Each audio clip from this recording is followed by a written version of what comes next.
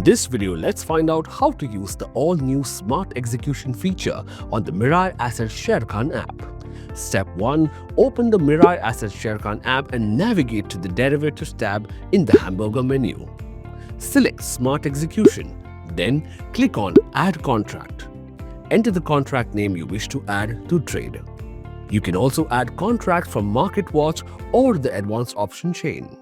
To add the contract from MarketWatch and Advanced Option Chain, you need to tap on the Buy or Sell icon. Choose your desired strategy and expiry dates.